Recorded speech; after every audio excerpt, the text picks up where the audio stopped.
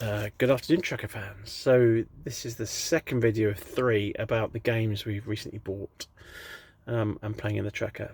All from Oink Games, all bought from Amazon. I've done a brief video on Scout, and now I'm going to do one on Deep Sea Adventure. Scout is a card game, and then Deep Sea Adventure and Moon Adventure are very different. They're more about strategy. In Deep Sea Adventure, you're competing against your other players. In Moon Adventure, you're actually collaborating to succeed together. So you either fail together or succeed together, and nothing in between. So let's go with Deep Sea Adventure. So a nice little box, easy to travel around with, not very heavy, good for travelling. So let's look at what's in the pack. So you get a set of instructions. Again, you get multiple languages on different sheets, and this looks a bit overwhelming when you start off. There's a bit of a setup to do. Once you get playing, it's actually quite straightforward. So the construct is that you're in a submarine, and this is your submarine, and on here are different levels of air. So you start off with 25, and then counts down from there towards 0, and you've got to get back to the submarine before you run out of air, essentially.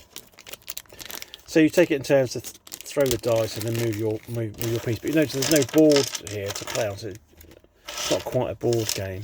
But essentially what you do at the start of the game is you link up these tiles in a specific order, which I won't worry about at the moment, in a specific order, face down, so you can't see the score you're getting. And essentially you work your way with your little diver here, upside down. Your little diver from the submarine out into the ocean. Picking up these tiles as you go, and every time you pick up a tile, you take it, you don't know the points you're on, and you put in a blank space. Every time you pick up a tile, that reduces the number you when you throw a dice.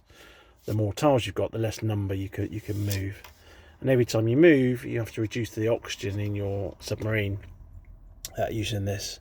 So essentially, it's a strategy game to get out as far as you can into the sea and get back to the submarine with your tiles, with your ruins intact.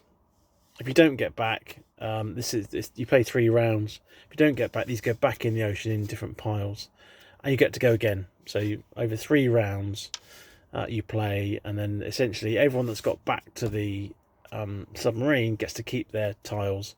You then turn them over and add them up, and the one with the greatest number wins.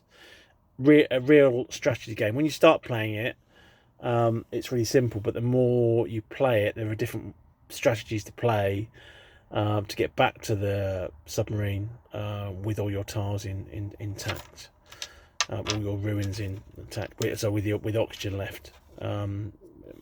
George and I played it over the weekend, my 18-year-old, and we started to get quite complex, and we were getting quite competitive around it. So it's really good. Quite easy to set up, slightly daunting when you first play it, but once you get going, it's actually really straightforward. And yeah, as I say, different layers of strategy as you get more into it. So I'll do another video next on Moon Adventure, which is slightly more complicated in setup.